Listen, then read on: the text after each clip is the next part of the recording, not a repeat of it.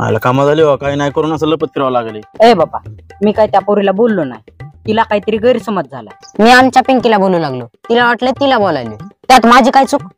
नाही आमची चूक आहे. तुला सोबत घेऊन फिरतो ती आमची चूक आहे. याला कुठं फालतू मध्ये. अरे घरचे आपल्याला घरात येऊ देण्यात राव.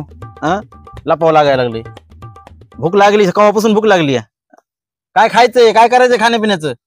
त्यात काय, पैसे गोळा करा आणि आणा बिर्याणी. नाही ती चांगली आयडिया आहे, पण ते आजच्या दिवसापुरतं झालं.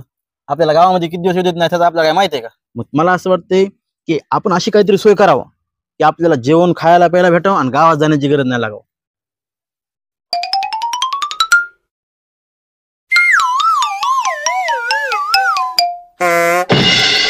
तुम्हाला आणि तुमच्या बापाला नुसता पसरा करून ठेवता येते.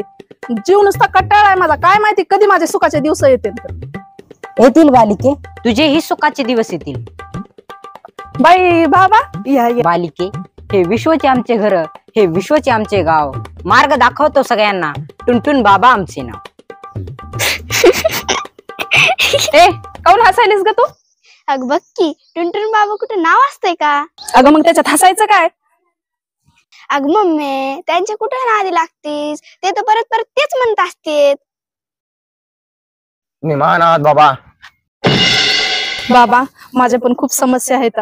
तुम्ही तेवढं दूर करा. तुम्ही जे सांगता ते उपाय मी करते. ऐक तर मग, गावातले 3 तरुण जे बेरोजगार आहेत, तुला त्यांना अन्नदान करावे लागेल. हा उपाय कर बालिके, तुझ्या सगळ्या समस्या दूर होतील.